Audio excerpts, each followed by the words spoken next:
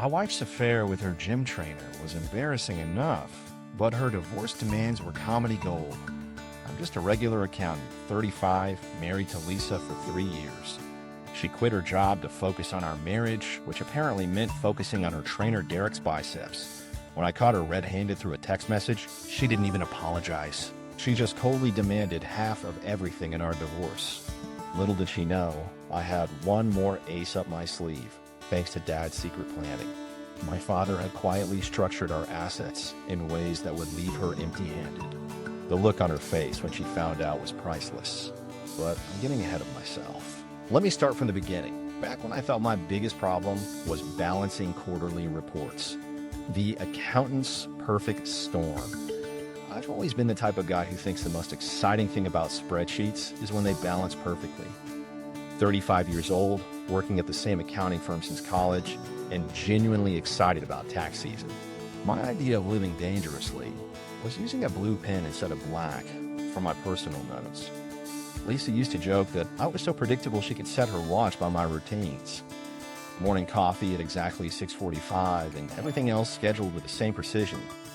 I thought this was a good thing. Stability, reliability, the kind of foundation marriages are built on. Lisa was different when we met. She worked at a marketing agency downtown, the kind of place where people wore trendy glasses and argued about font choices like they were solving world hunger. She had this energy about her, always getting passionate about campaigns where she'd pace around our apartment explaining why a new slogan was brilliant. I'd listen while organizing my receipts, genuinely interested in her world even though I didn't understand half of it. After we got married, she said she wanted to take a break from the corporate grind. The agency was stressful, the hours were crazy, and she thought it might be nice to focus on us for a while. This decision would later become central to her divorce arguments about sacrificing her career for our marriage. It made perfect sense to me.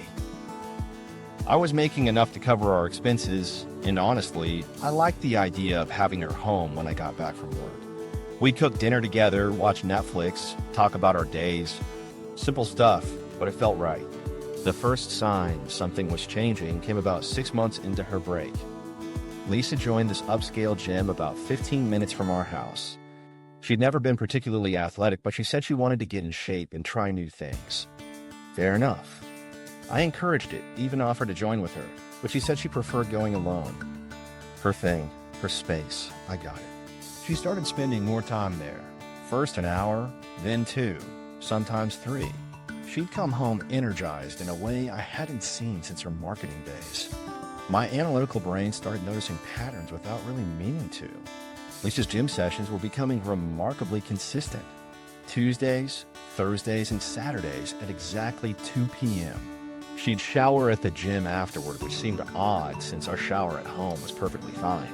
Her phone started buzzing more frequently, and she'd check it immediately, sometimes smiling at messages in a way that made me curious about who was texting her. When I'd ask casually, she'd say it was just friends from the gym planning workouts. Then there was Dererick.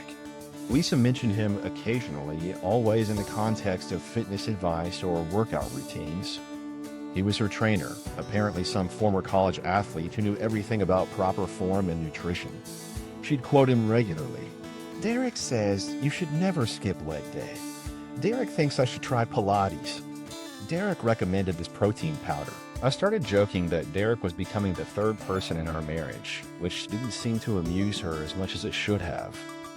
The guy sounded like every gym trainer stereotype rolled into one person. According to Lisa's stories, he drove a motorcycle, had tattoos, and lived in some converted warehouse apartment downtown. He was always posting shirtless photos on Instagram, which Lisa would show me while rolling her eyes about his vanity. Yet she kept training with him, kept talking about him, kept following his advice religiously. I found it odd but not alarming. Lisa was an adult. She could handle herself around some muscle-bound guy who probably peaked in high school. My dad, meanwhile, kept making these subtle comments during our Sunday dinners. He'd ask how Lisa was doing, how the gym was going, whether she was happy being out of work. Nothing direct, just the kind of gentle probing that comes from decades of watching people make questionable decisions. He'd worked construction his whole life, seen plenty of marriages fall apart, and had developed a sixth sense for relationship trouble. When I'd mentioned Dererick's, Latest fitness wisdom, Dad would just nod and change the subject. The comfortable life we built started feeling less comfortable. Our house in the suburbs, the savings account we'd been growing, the plans we'd made for the future. Everything felt solid on paper, but there was this underlying tension I couldn't identify. Lisa seemed distracted during our conversations, always checking her phone, always thinking about something else. She lost interest in our evening routines, preferring to go to bed early or stay up late on her laptop. I started tracking her behavior the way I track expenses, noting patterns and inconsistencies. Her gym clothes were always in the hamper, but they rarely seemed sweaty. She'd mentioned running into friends at the gym, but when I'd ask about them later, she'd seem confused about what I was talking about. Her explanations for why she was late getting home became increasingly creative. Traffic, stopped at the store, helped a friend with something. Always perfectly reasonable, always delivered with complete confidence. The changes were subtle enough that I questioned whether I was imagining things. Maybe she was just adjusting to not working. Maybe the gym was helping her find a new sense of purpose. Maybe I was being paranoid because I'd never experienced anything like this before. I'd never been cheated on, never even suspected anyone of lying to me. My natural instinct was to trust, to assume the best, to look for logical explanations. But the analytical part of my brain kept filing away details that didn't add up. Lisa's sudden interest in new underwear, claiming she needed better workout gear. The way she'd angle her phone away from me when texting. Her newfound knowledge about fitness topics that seemed oddly specific for someone who'd never cared about exercise before.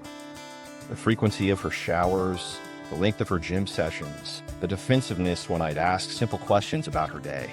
Dad's warnings became more pointed without being obvious. He'd mentioned articles he'd read about people going through major life changes, how important it was to stay connected with your spouse, how easy it was for couples to drift apart. He'd tell stories about guys from his construction crews whose wives had gotten involved with personal trainers or yoga instructors. Just stories, nothing directed at me specifically, but the message was clear. I found myself paying closer attention to Lisa's routine, not out of suspicion, but out of genuine concern for our relationship.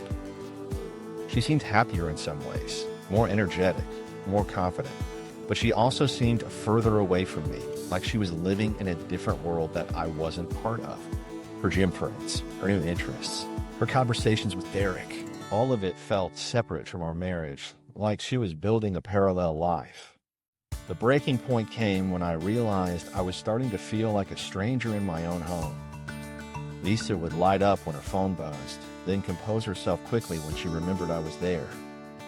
She'd talk about her future plans in vague terms that didn't seem to include me. She'd lost interest in our weekend routine, preferring to spend time at the gym or with her new friends. I knew something was wrong, but I still wasn't prepared for how wrong it actually was.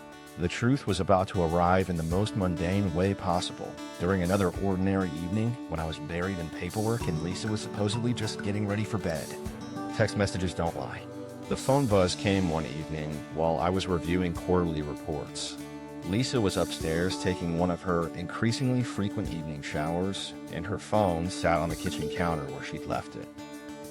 The notification sound was different from her usual text alert, more musical, like she'd assigned a special ringtone to someone. I glanced over without thinking much of it, just a reflex really, and saw a message preview that made my stomach drop. The sender was Dererick, and the message read, "Can't wait to see you tomorrow, babe." The word babe hit me like a physical punch. I stared at the screen, waiting for it to make sense in some innocent way. Maybe it was a group text with a typo. Maybe Dererick was one of those overly friendly trainers who called everyone babe. Maybe I was reading too much into a simple message between workout buddies. But deep down, I knew I was grasping at explanations that didn't exist. I stood there for what felt like hours, but was probably 30 seconds, holding her phone and debating whether to look further. Lisa and I had always respected each other's privacy. We didn't check each other's phones, didn't demand passwords, sneak through personal messages. It was one of those unspoken agreements that supposedly showed trust and maturity. But trust works both ways, and that message felt like a violation of everything we built together.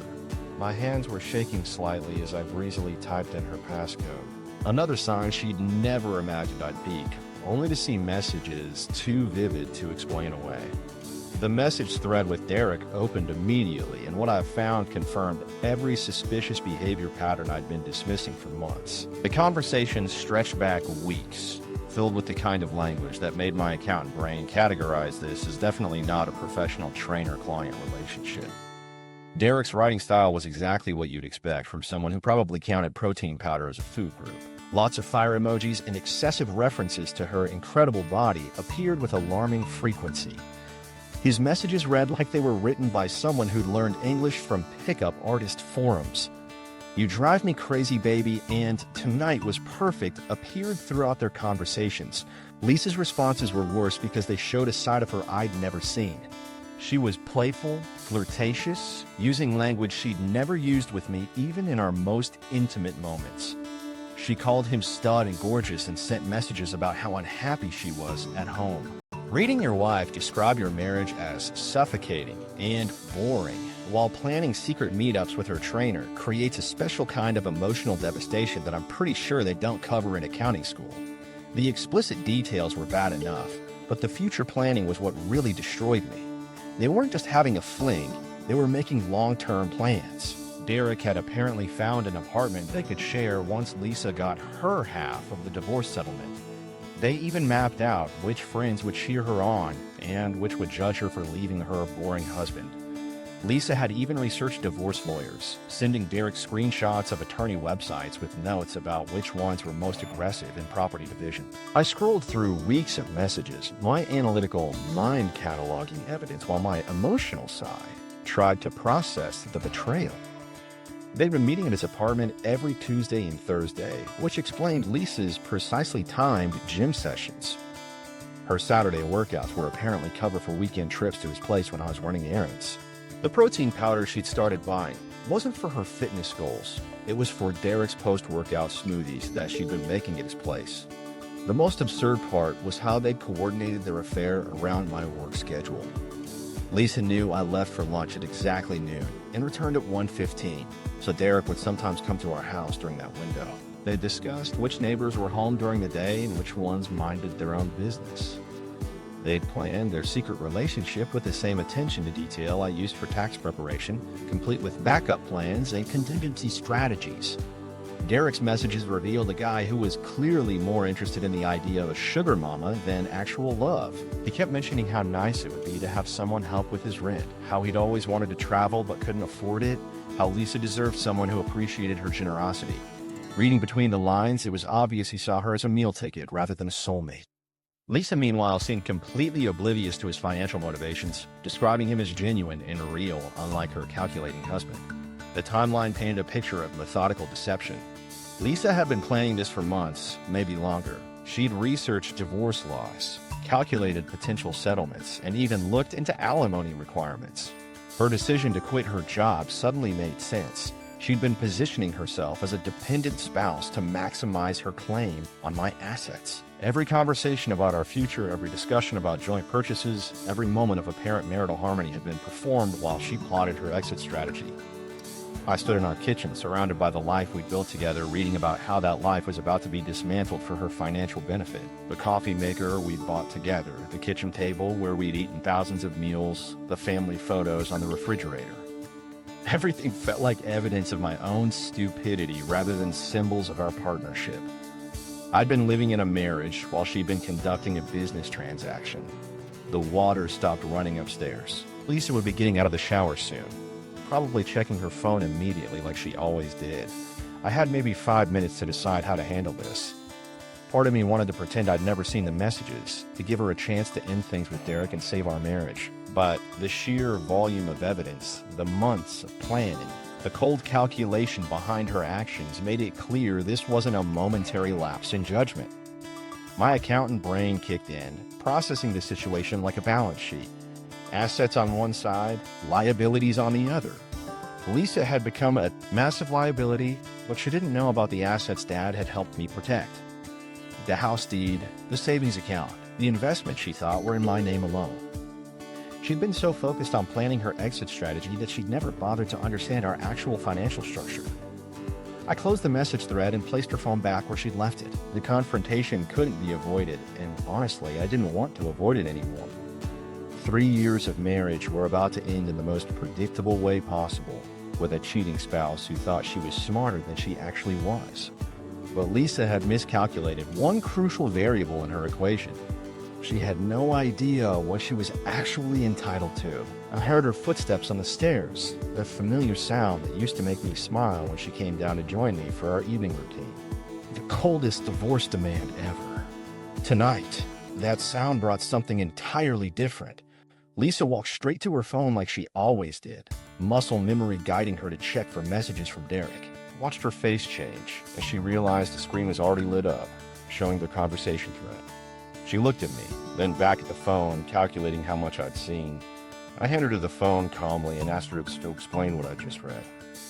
Her first instinct was denial, naturally. She said it was nothing, just Dererick being friendly, maybe a joke between trainer and client. But I'd memorized specific messages, and when I started reading them back to her word for word, her expression shifted. The exact moment she realized the game was over was almost comical. Her shoulders dropped, she set the phone down on the counter, and she looked at me with this expression of mild annoyance, like I'd caught her eating the last piece of cake instead of destroying our marriage. I want a divorce. Just like that. Not, I'm sorry, not we need to talk, not even this isn't what it looks like. She went straight from caught cheater to divorce demands in the span of about 30 seconds. The audacity was impressive in its own way. Most people would at least pretend to feel bad about betraying their spouse, but Lisa approached it like she was announcing her decision to switch phone providers. She admitted she'd been seeing Dererick for months, said she wasn't happy in our marriage anymore, and that she'd been thinking about leaving for a while. The way she explained it, the affair was basically my fault for being too boring and predictable. She needed excitement, passion, someone who understood her needs better than I did. Dererick provided all of that, plus apparently he was amazing in ways I could never be. Thanks for sharing, Lisa. But here's where it got really interesting. After confessing to months of cheating and explaining how inadequate I was as a husband, Lisa immediately pivoted to the practical matters of our divorce. She wanted half of everything. The house, the savings account, the investments, even my retirement fund. She'd done her research, knew exactly what she was entitled to as a spouse, and planned to claim every penny she could get. Her justification was masterful in its complete lack of self-awareness. She'd sacrificed her career for our marriage, she explained. She'd given up her job in marketing to support my success and create a stable home environment. The fact that she'd been unemployed for less than a year and had quit voluntarily seemed irrelevant to her argument. In her mind, she'd made tremendous sacrifices that entitled her to compensation. Lisa had this whole speech prepared about how she put her dreams on hold to be a supportive wife. She'd missed out on promotions, networking opportunities, and career advancement because she chose to prioritize our relationship. Never mind that she'd been complaining about her marketing job constantly before she quit, or that she'd been the one pushing to leave work in the first place. According to her revised history, she was basically a victim of my selfish career ambitions. The numbers she threw around were precise and well-researched. She knew the approximate value of our house, had estimates for the savings account balance, and had clearly looked into what percentage of my retirement fund she could claim. Lisa approached our divorce like a business transaction, complete with calculated demands and strategic positioning. She transformed from cheating wife to financial negotiator without missing a beat. What struck me most was her complete confidence in her position. She sat there at our kitchen table, the same table where we'd eaten dinner together just hours earlier, and laid out her demands like she was presenting a business proposal. Half the house value, half the savings, spousal support, until she could get back on her feet professionally. She had it all figured out, down to the timeline for selling our home and dividing the proceeds. Lisa even had the nerve to suggest that Dererick might move in with her temporarily while she got settled in her new place. You know, for emotional support during this difficult transition. The woman who had been cheating on me for months was now asking for financial support to start a new life with her affair partner. The irony was so thick you could cut it with a knife. Her tone throughout this entire conversation was matter-of-fact, almost businesslike. She wasn't asking for these things, she was informing me of what would happen next. Lisa had clearly spent considerable time planning this moment, probably discussing strategy with Dererick during their romantic rendezvous. she knew exactly what she wanted and expected me to simply agree to her terms. The most absurd part was how she framed her demands as reasonable and fair. She kept using phrases like, "We both contributed to this marriage, and I deserve to be compensated for my sacrifices." The woman who'd been planning her exit strategy for months while carrying on an affair somehow positioned herself as the injured party who deserved financial restitution. I sat there listening to her demands, my accountant brain automatically calculating the numbers she was throwing around. The house was worth about $400,000, the savings account had roughly $60,000, and my retirement fund was approaching six figures. Lisa was essentially demanding $250,000 to fund her new life with Dererick. A payment for her betrayal, if you will. But here's what made her confidence so entertaining. Lisa had no idea what she was actually demanding half of. She'd been so focused on researching divorce law and calculating percentages that she'd never bothered to understand our actual financial structure. She knew the numbers, but had no clue about the ownership details that would make those numbers completely irrelevant. Throughout her entire presentation, Lisa maintained this air of superiority, like she was doing me a favor by being so organized and reasonable about the whole thing. She'd planned everything out, researched the legal requirements, and presented her demands in a clear, logical format. In her mind, she was being mature and practical about an unfortunate situation. The most incredible part was her expectation that I would simply agree to everything. She cheated on me, planned to leave me, and now wanted me to pay for the privilege of being betrayed. Lisa seemed genuinely surprised when I didn't immediately start arguing or trying to negotiate her demands down. She prepared for conflict, but got calm acceptance instead. So I looked at her across our kitchen table, this woman who systematically destroyed our marriage while planning her financial exit strategy, and I agreed to her demands. I said she could have half of everything, just like she wanted. The look of surprise on her face was priceless. She'd expected a fight, but I was giving her exactly what she asked for. What Lisa didn't know was that agreeing to give her half of everything was the easiest decision I'd ever made in my life. She'd done all this research, made all these calculations, but she'd missed one crucial detail about our financial situation, something my father had set up years ago, back when I was too young and trusting to imagine I'd ever need that kind of protection. Dad's financial chess game. My dad had quietly structured everything years earlier when I was too naive to understand why it mattered. The house deed was in his name, with me making payments to him instead of a bank. The savings account had always been his, even though I was the one contributing to it. My investment portfolio was technically owned by him, though I made all the decisions about what to buy and sell. Dad quietly owned our home account and portfolio under his name, so I could use them, but never legally held them myself. He presented these arrangements as practical financial planning, something about tax advantages and inheritance strategies that went over my head at the time. I was focused on mortgage rates and monthly payments, not asset protection. The house felt like mine, the money seemed like mine, but legally, everything belonged to him. It was brilliant in its simplicity and completely invisible to anyone who wasn't looking for it. Dad had grown up watching men lose everything in divorces and business disasters. He'd seen good people who trusted the wrong partners, who assumed everyone shared their moral compass, who never bothered to protect themselves until it was too late. His solution was to create a financial firewall around my assets without making it obvious that's what he was doing. To anyone looking from the outside, including Lisa, I appeared to be a regular accountant with a modest income and typical expenses. Lisa had never shown much interest in our financial details anyway. She knew I made enough to support us both, knew we had a house and some savings, but she'd never asked to see statements or wanted to understand the specifics. When tax season came around, I'd handle everything myself, and she'd just sign where I told her to sign. Lisa had never asked for statements, so she never realized the house she bragged about claiming wasn't mine at all. The irony wasn't lost on me that I'd forgotten about Dad's protection strategy until Lisa started making her demands. I'd been so focused on the emotional devastation of her betrayal that the practical implications hadn't registered immediately. When she started talking about splitting assets and demanding half of everything, my first instinct was panic about losing the house and savings I'd worked so hard to build. But then I remembered those conversations with Dad, the paperwork we'd signed, the careful way he'd structured everything to keep it out of my direct ownership. What Lisa was demanding half of didn't actually belong to me in any legal sense. She could demand half of my checking account balance, half of my modest retirement fund, and half of whatever personal property was genuinely mine. But the house, the savings, the investments that represented the bulk of our apparent wealth were completely beyond her reach. The moment this realization hit me was probably the first time I'd smiled since finding those text messages. Lisa had spent months researching divorce law, calculating percentages, and planning her financial strategy.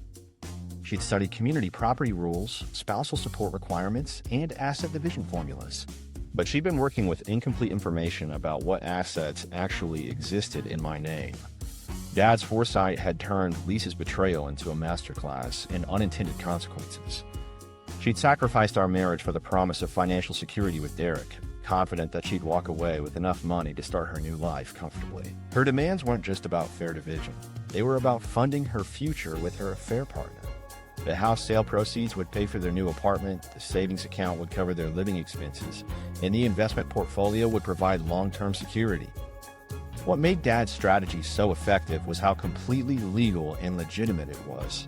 He hadn't hidden assets or created fraudulent structures.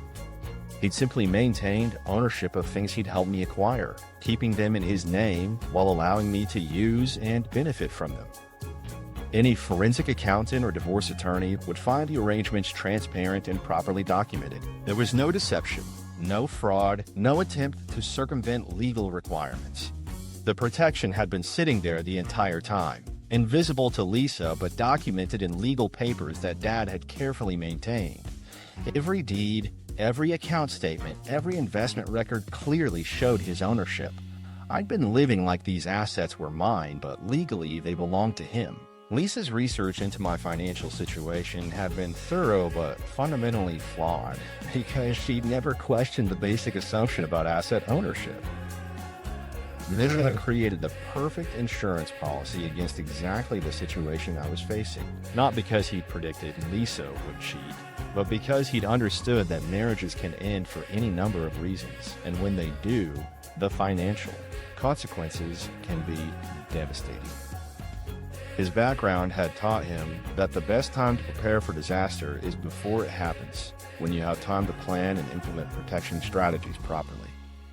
The beauty of his approach was that it required no ongoing maintenance or complex legal maneuvering. The structures he'd created years earlier were still solid, still protecting the assets he'd helped me build. Lisa's demands for half of everything would be met with the technical reality that there wasn't much of anything actually in my name to divide. Lisa's confident calculations were based on assets that didn't legally exist in the marriage. She'd researched laws that didn't apply to property she had no claim to, and built her future on a foundation that was about to crumble. The house she'd been planning to sell, the savings she'd been counting on, the investment she'd factored into her new life with Dererick, none of it was actually available for her to claim. I sat in my kitchen, looking at the woman who'd systematically destroyed our marriage while planning her financial exit strategy, knowing that her confident demands were about to meet the immovable object of Dad's careful planning. She'd done all this research, made all these calculations, but she'd missed the one crucial detail that would make all her planning completely irrelevant. The quiet satisfaction of having protection Lisa never knew existed was almost worth the pain of her betrayal. Dad's wisdom had trumped her entitlement in the most poetic way possible. Soon, she'd discover exactly what she was actually entitled to, and the number was going to be a lot smaller than she'd calculated. The Mediation Meltdown. Lisa walked into the mediation office like she was about to collect a lottery prize. She dressed for the occasion in her best business outfit, the one she used to wear to important marketing presentations back when she had a job. Her lawyer followed behind her carrying a leather briefcase that probably cost more than my monthly salary. The guy had this confident swagger that screamed expensive hourly rates and guaranteed results. The mediator was a soft-spoken woman in her 50s who specialized in financial disputes. She had that neutral expression that probably came from years of watching couples destroy each other over money. Lisa settled into her chair with this satisfied smile, like she was finally getting what she deserved after months of planning.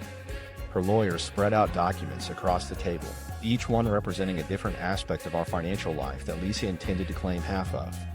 My lawyer was a straightforward guy who'd handled dozens of these cases. He'd reviewed all the paperwork Dad had given him, understood exactly what we were dealing with, and seemed almost amused by the whole situation.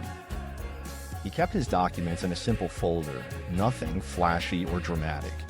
Just the facts, clearly organized, ready to present when the time came.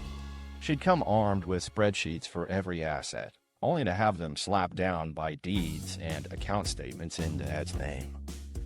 Lisa's lawyer started presenting their demands with the confidence of someone who'd never encountered a situation like this before. They prepared a comprehensive breakdown of what they considered marital property subject to division, complete with precise dollar amounts and percentage calculations. Lisa sat there nodding along as her lawyer explained her entitlement to each asset. She'd clearly rehearsed this moment, probably with Dererick during one of their romantic planning sessions. The numbers were exactly what she'd researched. The legal arguments were sound, and everything seemed to be proceeding according to her carefully crafted exit strategy. Then my lawyer opened his folder and started reading from the actual ownership documents. The house deed was in my father's name, with me listed as the primary resident, but not the owner. The savings account belonged to my father, with me as an authorized user, but not a joint owner. The investment portfolio was registered under my father's name, with me as the beneficiary, but not the account holder. Asset after asset, the pattern was the same. Lisa's lawyer stopped shuffling papers and looked up with confusion. He asked my lawyer to repeat the ownership information, probably assuming he'd misheard something. But the documents were clear, properly notarized, and completely legitimate. My father owned the vast majority of what Lisa considered our marital assets. Her lawyer's confident expression started to crumble as he realized his client had been operating under fundamentally incorrect assumptions. Lisa herself went through several distinct emotional phases during this revelation. First came confusion, where she kept asking how this was possible and demanding to see the actual documents. Then came suspicion, where she accused me of hiding assets and creating fraudulent paperwork to cheat her out of her rightful share. Finally came anger, where she started raising her voice and demanding investigations into what she was convinced was an elaborate financial conspiracy. Her lawyer tried to maintain professional composure, but you could see him mentally recalculating his fee structure. Instead of negotiating a percentage of a substantial settlement, he was looking at a much smaller pool of assets and an increasingly hysterical client.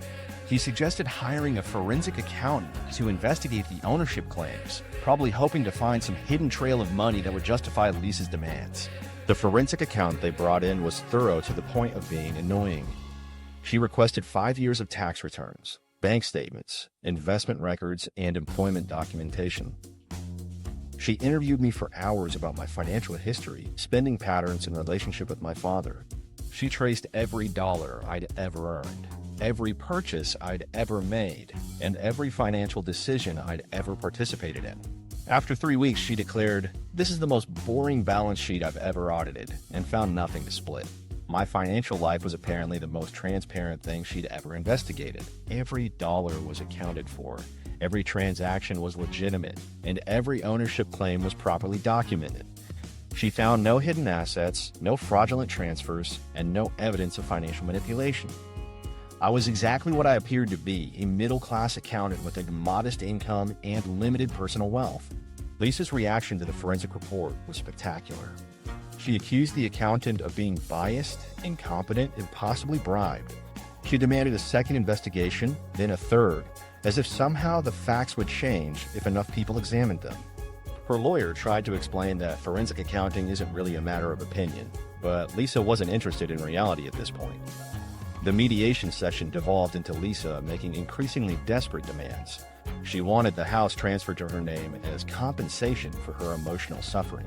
She demanded access to my father's financial records to prove he was hiding assets on my behalf. She insisted on 5 years of alimony despite having no legal basis for such a claim. Each demand was more unrealistic than the last, and each rejection made her more furious. Her lawyer eventually pulled me aside and quietly suggested that his client might be having some kind of breakdown. He'd seen plenty of bitter divorces, but Lisa's complete inability to accept reality was unusual even by his standards. She kept insisting that there had to be millions of dollars hidden somewhere, but no one could live the lifestyle we'd maintained on an accountant's salary alone. The truth was that our lifestyle had been modest, not extravagant. We lived in a nice house because Dad owned it, not because we could afford the mortgage payments. We'd had decent savings because Dad helped me build them over time. We traveled occasionally and eaten out regularly, but nothing that required significant wealth. Lisa had confused stability with prosperity, assuming that comfortable meant rich. Lisa's fantasy of walking away with enough money to start her new life with Dererick was crumbling in real time. She'd sacrificed her marriage for a financial payout that didn't exist, based on assumptions about asset ownership that were completely wrong. The house she'd planned to sell to fund her apartment with Dererick belonged to my father. The savings she'd counted on for living expenses were legally out of her reach. The final mediation session lasted exactly 12 minutes. Lisa's lawyer presented a settlement offer that basically amounted to her taking half of my checking account and walking away. Lisa rejected it immediately, still convinced that I was hiding assets somewhere. She stormed out of the room, promising to take the case to court where a real judge would see through my lies and give her what she deserved. Her first glimpse of walking away with nothing had finally penetrated her delusions about easy money and financial justice. But Lisa's problems were just beginning, and her romantic safety net was about to prove just as unreliable as her legal strategy. Dererick's disappearing act. Dererick's enthusiasm for their grand romantic future lasted exactly as long as it took for him to realize Lisa's divorce wasn't going to be the financial windfall they'd both been counting on. During those early weeks, when Lisa was still confident about her settlement demands, Dererick had been all about their plans together. He'd talk about the apartment they'd get, maybe something downtown near his gym with enough space for his motorcycle and her marketing equipment when she decided to go back to work. He'd send her pictures of places they could travel once she got her money, exotic locations that required the kind of budget only a successful divorce settlement could provide. The shift started subtly around the time Lisa's lawyer began asking detailed questions about my actual assets. Dererick's text messages became less frequent, his romantic language more generic. Instead of specific plans about their future, he'd send vague responses about taking things one day at a time. Lisa didn't notice initially because she was so focused on her legal strategy. But the man who'd been calling her every night started limiting their conversations to quick check-ins between his training sessions.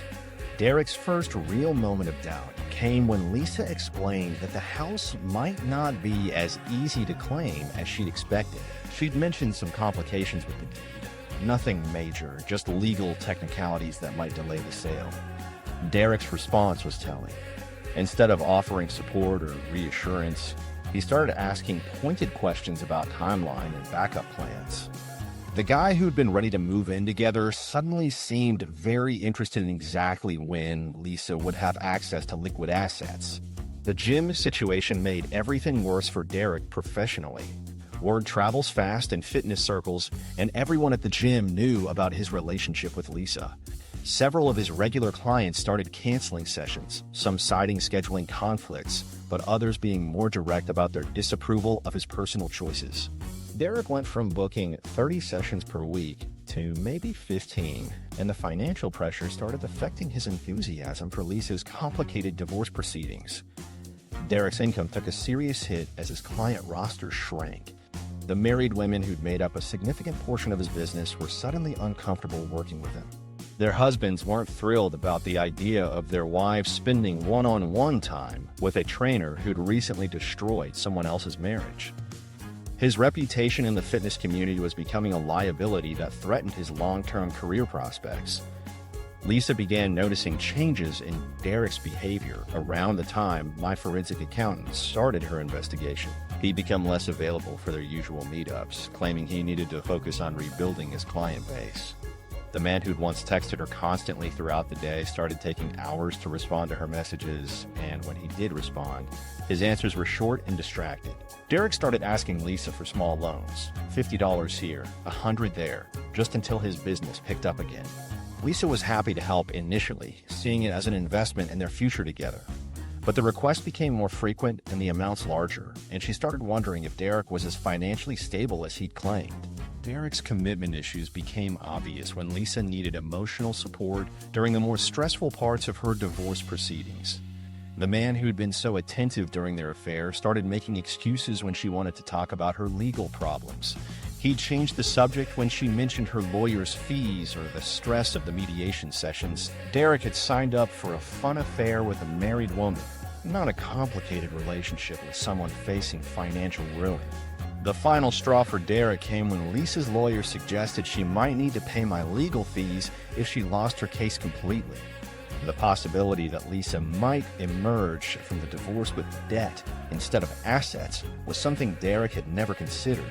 He'd been planning his future around her expected settlement, and the reality that she might be financially worse off after the divorce than before was a deal-breaker for him. Dererick's withdrawal accelerated after Lisa's meltdown during the third mediation session. She'd called him immediately afterward, crying about how unfair everything was and how she might need to find a job quickly to pay her lawyer. Dererick's response was notably lacking in sympathy. He suggested she might want to consider reconciling with me, maybe working things out instead of pursuing a divorce that was clearly not going in her favor. Lisa's shock at Dererick's suggestion was immediate and painful. The man she'd sacrificed her marriage for was now suggesting she should go back to her husband rather than deal with the financial consequences of their affair. Dererick tried to frame it as practical advice, but Lisa understood what he was really saying. He wasn't willing to support her through the difficult transition she'd expected him to share. Dererick's final abandonment came when Lisa called him after receiving the forensic accountant's report. She was desperate for emotional support, facing the reality that her divorce would leave her with almost nothing. Dererick listened to her tearful explanation of the situation, her fears about her financial future, and her need for someone to help her through the crisis. His response was to suggest to take a break from their relationship while she sorted out her legal issues. The breakup conversation lasted less than 10 minutes. Dererick explained that he needed to focus on rebuilding his career and couldn't handle the stress of Lisa's divorce drama. He suggested they might reconnect in the future once things settled down, but Lisa understood this was his way of ending things permanently. The man who'd promised to support her through anything was walking away the moment she actually needed support. Lisa found herself completely alone just weeks before her divorce case was scheduled to go to court. The husband she'd betrayed was lost forever, and the lover she'd betrayed him for had abandoned her when she needed him most. Dererick's disappearing act left her facing the biggest crisis of her life without any emotional or financial support. The fairy tale romance that had justified destroying her marriage had revealed itself to be nothing more than a convenient fantasy that evaporated the moment real commitment was required. The irony of losing both relationships in the same legal battle wasn't lost on Lisa, though by then she was too overwhelmed to appreciate the poetic justice of her situation. Dererick had moved on to pursuing other clients at the gym, probably learning from his mistakes about getting involved with married women. Lisa was left to face the consequences of her choices completely alone, with no safety net and no one to blame but herself. With her romantic backup plan in ruins and her legal strategy crumbling, Lisa was about to make some very desperate decisions about how to salvage what remained of her situation. The smear campaign backfires. Lisa's first move was to launch a full-scale attack on my reputation. She figured if she couldn't get my money, she could at least destroy my life in other ways. Her strategy was simple but completely misguided. She'd paint herself as the victim of financial abuse and me as a manipulative husband who'd hidden assets to cheat her out of her rightful share. She started with Facebook, posting these vague but pointed status updates about narcissistic partners and emotional manipulation. Nothing too specific, just enough to get people asking questions and offering sympathy. Lisa would respond to concerned comments with cryptic replies about how some people aren't who they seem to be, and how financial abuse is more common than people realize. She'd share articles about hidden assets in divorce cases and post inspirational quotes about surviving toxic relationships. The social media campaign escalated quickly. Lisa created these long, rambling posts about her marriage, carefully crafted to make me look like a controlling monster who'd systematically destroyed her self-esteem and financial independence. She described how I'd encouraged her to quit her job as part of some elaborate plan to make her dependent on me. According to her version of events, I'd isolated her from friends, controlled her access to money, and manipulated her into believing she was worthless without me. The gossip campaign extended beyond social media. Lisa started calling our mutual friends, telling them carefully edited versions of her divorce story. She'd explain how I'd been secretly moving money around to hide it from her, how I'd been planning to leave her with nothing all along. She painted our entire marriage as an elaborate financial scam, where I'd used her for 3 years before discarding her. The woman who'd been cheating on me for months was now claiming I was the one who betrayed her. Our friends' reactions were not what Lisa expected. Most people who knew us well could see through her obvious manipulation immediately. They'd heard her complain about her marketing job for months before she quit. They'd seen how supportive I'd been of her decision to leave work. They knew me well enough to recognize that hiding assets and planning elaborate financial schemes was completely contrary to my straightforward personality. Even her own parents were mortified, and some mutual friends outright distanced themselves once they saw the lies unravel. Her mother called me directly to apologize for her daughter's actions, explaining that they'd raised her better than this. Her father was embarrassed by the public spectacle Lisa was creating, particularly the social media posts that made their entire family look dysfunctional. The more Lisa talked, the more people started questioning her version of events. Her stories became increasingly elaborate and contradictory. She'd tell one friend that I'd been hiding money in offshore accounts, then tell another that I'd been transferring assets to my father. She claimed I'd been planning to divorce for years, then said I'd been completely surprised by her decision to leave. The inconsistencies made her sound either confused or deliberately deceptive. Her behavior at social gatherings became increasingly unhinged. Lisa would corner people at parties and launch into hour-long monologues about my alleged financial crimes. She'd bring up the divorce in completely inappropriate context, turning casual conversations into therapy sessions about her victimization. Friends started avoiding her because every interaction became an exhausting listening session about her legal troubles. The character assassination attempts revealed more about Lisa's character than mine. People who'd known us both for years started sharing stories about her behavior during our marriage that they'd previously kept private. Her tendency to exaggerate problems, her need to be the center of attention, her pattern of blaming others for her own poor decisions. The divorce had simply amplified personality traits that had always been there. The smear campaign backfired spectacularly when Lisa started making accusations that were easily disproven. She claimed I'd been living a double life, hiding expensive purchases and secret investments. But our friends had been to our house, seen our modest lifestyle, and knew exactly what kind of person I was. Her lies were so obviously false that they made people question everything else she'd said about the divorce. My approach to handling Lisa's campaign was completely different from what she expected. I didn't fight back on social media, didn't try to defend myself publicly, and didn't engage with her drama at all. Instead, I focused on documenting everything she was doing. Every false accusation, every manipulative post, every attempt to damage my reputation was carefully recorded and saved. My lawyer advised me that this documentation might be useful if her behavior escalated further. The documentation strategy proved valuable when Lisa's parents asked me directly what was happening. I could show them screenshots of her posts, examples of her contradictory stories, and evidence of her pattern of escalating lies. They were shocked by how far she'd gone and how completely disconnected her public narrative was from reality. Her own family started distancing themselves from her campaign. Lisa's support network began crumbling as people grew tired of her constant drama and victim mentality. Friends who'd initially offered sympathy started screening her calls and declining her invitations. Her social media engagement dropped as people stopped responding to her posts about the divorce. The audience for her character assassination attempts was shrinking rapidly. The final blow to Lisa's credibility came when someone shared one of her posts in a local Facebook group, asking if anyone knew whether her accusations were true. Multiple people who knew us both responded with facts that completely contradicted her narrative. The public humiliation of having her lies exposed in front of strangers was devastating to whatever remained of her reputation. Her complete misunderstanding of how reputation actually works became obvious as her campaign progressed. Lisa seemed to believe that simply making accusations would be enough to destroy my standing in the community. She didn't realize that people form opinions based on their own experiences and observations, not just on what someone posts on social media. The more she talked, the more she revealed her own manipulative nature. By the time her divorce case was scheduled for court, Lisa had managed to isolate herself from most of her former support system.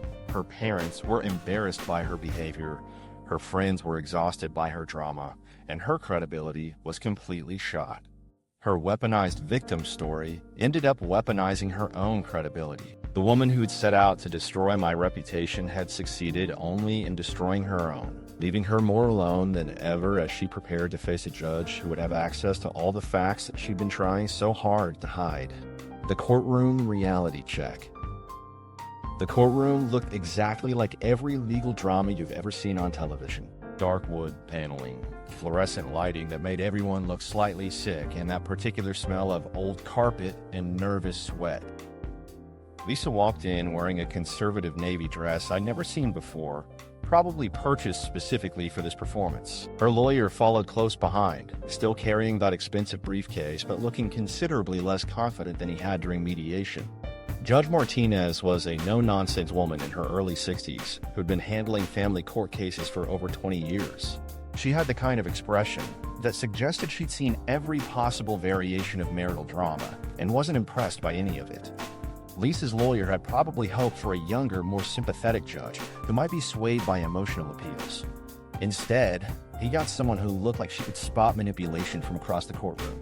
Lisa's testimony began as a masterclass in theatrical victimization.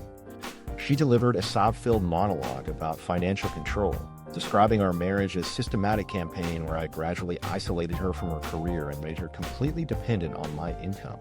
According to her version, encouraging her to quit her marketing job had been part of some elaborate long-term plan to trap her in an abusive relationship.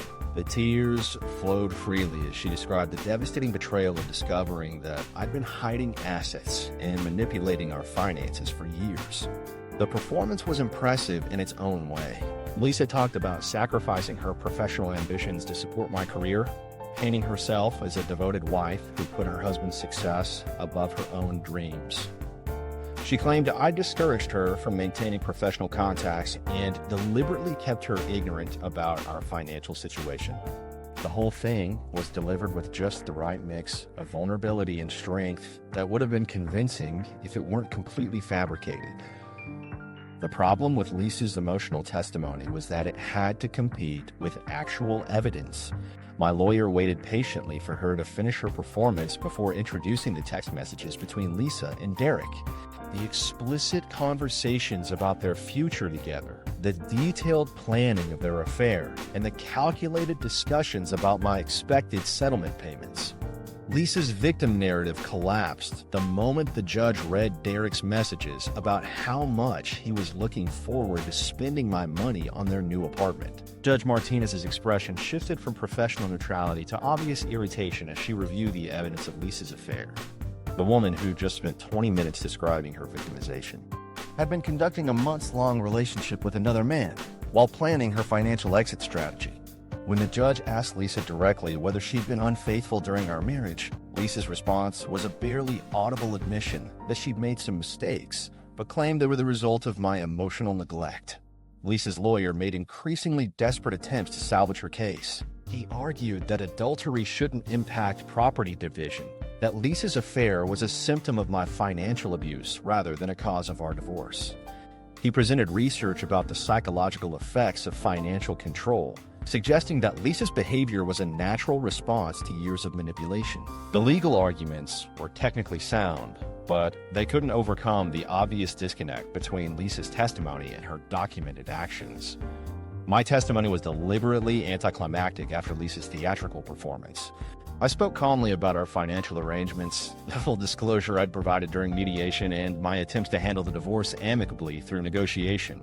I described Lisa's demands for assets that didn't belong to me, her refusal to accept the forensic accountant's findings, and her subsequent campaign to damage my reputation. The contrast between my straightforward responses and Lisa's emotional drama was stark and intentional. My father's testimony provided the crucial context that has destroyed Lisa's case completely. He explained the financial structure we'd established years earlier, emphasizing that the house and investments had always been in his name as a form of long-term protection. He testified about his own construction business, his understanding of financial risk, and his decision to help his son build wealth while maintaining legal ownership of the assets. His testimony was clear, factual, and completely demolished Lisa's accusations of hidden assets in financial manipulation.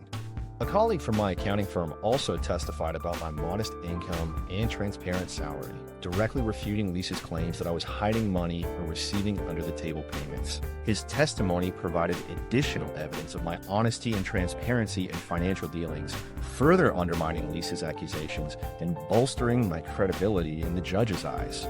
The judge's questions became increasingly pointed as the hearing progressed. She asked Lisa's lawyer to explain exactly which assets his client had legal claim to, given that the major items she demanded were owned by my father. She questioned the logic of Lisa's financial abuse claims when she'd been provided with complete access to our actual marital assets. Judge Martinez seemed particularly annoyed by Lisa's inability to identify specific actions I'd taken to hide money or control her access to our finances. Lisa's reaction to the mounting evidence against her was painful to watch. She kept whispering urgently to her lawyer, probably demanding that he do something to save her case.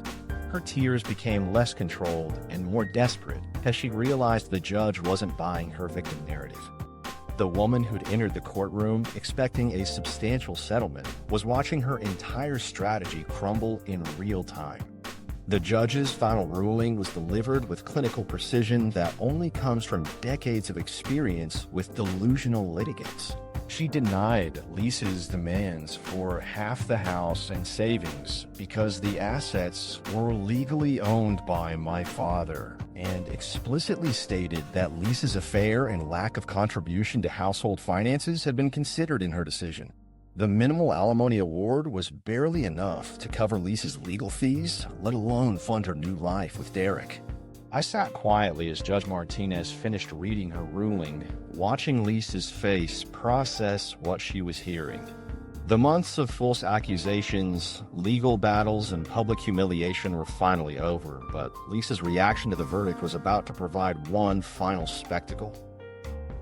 The meltdown heard around the courthouse. Lisa's face went through about 5 different emotions in the span of 3 seconds.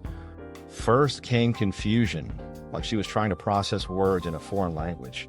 Then recognition hit, followed immediately by disbelief, anger, and finally complete hysteria. The transformation from confident soon-to-be divorced woman to unhinged courtroom spectacle was instantaneous and spectacular. Her first reaction was to start crying, but not the controlled tears she'd used during her testimony. These were ugly, desperate sobs that echoed off the courtroom walls. She kept shaking her head and repeating "this can't be happening" over and over like a broken record. Her lawyer tried to put his hand on her shoulder to calm her down, but she shrugged him off aggressively.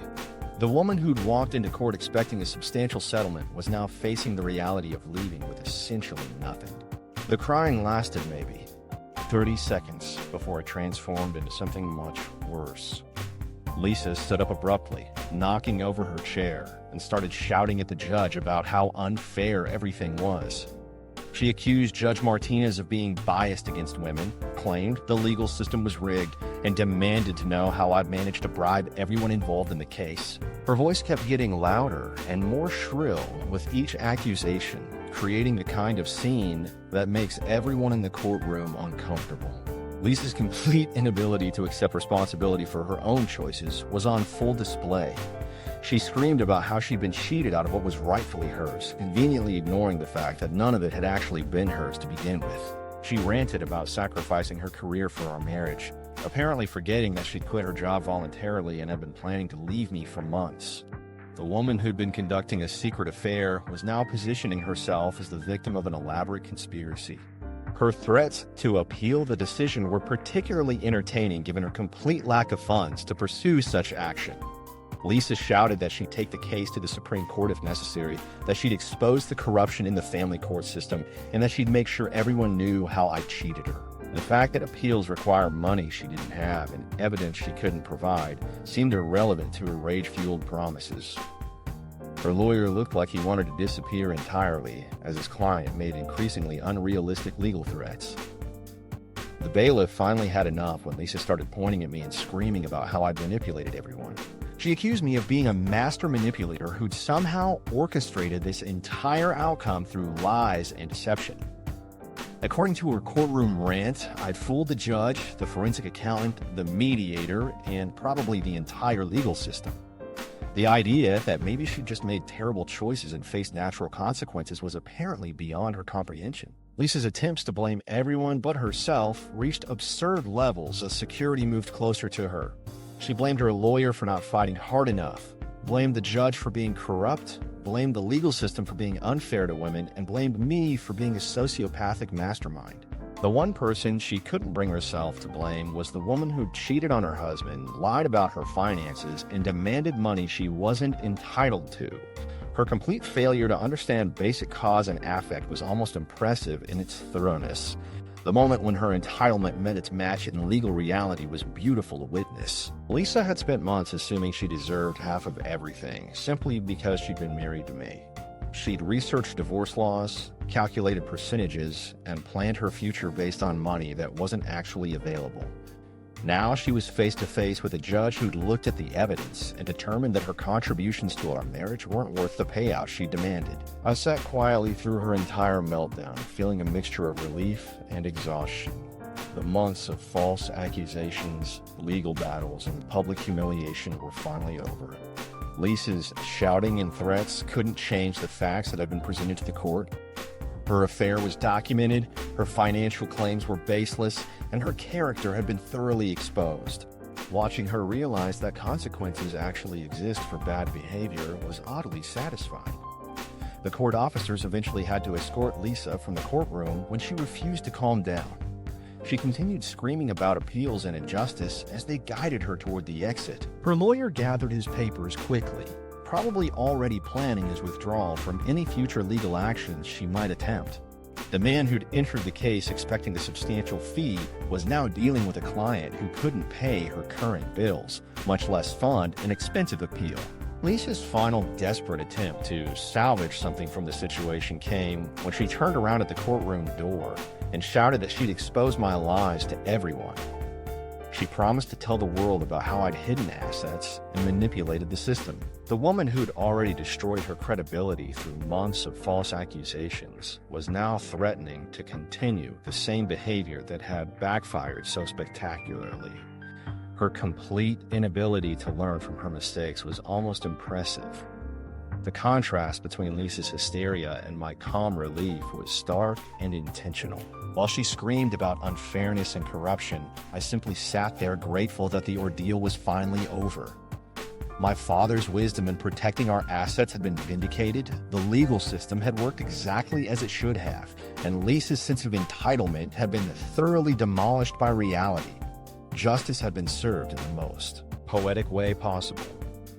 The courtroom returned to normal quiet after Lisa was removed, but the echo of her breakdown lingered. Other people waiting for their cases had witnessed the entire spectacle, probably learning a valuable lesson about the consequences of adultery and financial greed. Lisa's public meltdown had become an object lesson in what happens when entitlement meets accountability in a court of law. Walking out of the courthouse, I felt lighter than I had in months. The weight of Lisa's false accusations, her legal threats, and her character assassination campaign was finally off my shoulders. She'd walked away with nothing but the consequences of her own actions, exactly as she deserved. The woman who'd betrayed our marriage for the promise of financial security had ended up with neither money nor relationship. Lisa's complete failure to understand that actions have consequences had been her downfall from the beginning. She'd assumed she could cheat on her husband, demand his money, and face no real repercussions for her behavior. The legal system had proven her wrong in the most definitive way possible. Her sense of entitlement had crashed into the immovable object of documented evidence and legitimate asset protection. The justice was so perfect it almost seemed scripted. Lisa had destroyed her marriage for money that didn't exist, lost her affair partner when the money disappeared, and isolated herself from friends and family through her vindictive behavior. She traded a stable relationship and comfortable life for absolutely nothing. She demanded half of everything and walked out with nothing but a cautionary tale. But as I reflected on everything that had happened, I realized there was one final twist to this story that made Lisa's greed even more self-defeating than it appeared. Here's the beautiful irony of the whole situation. Lisa's greed and deception led to her getting almost nothing, when a straightforward approach might have yielded better results. Dad's financial planning wasn't paranoia, it was wisdom. He'd seen too many good men lose everything because they trusted the wrong people. Protecting yourself financially isn't about expecting the worst from everyone. It's about being prepared when someone shows you their true character. If you ever share assets, consider simple ownership structures to guard against surprises. Lisa's story became a cautionary tale about the consequences of betrayal and entitlement. She traded a stable marriage for empty promises, lost her affair partner when money disappeared, and isolated herself through vindictive behavior. So laugh at her folly, and maybe thank your dad if he ever suggested you keep your name on the deed.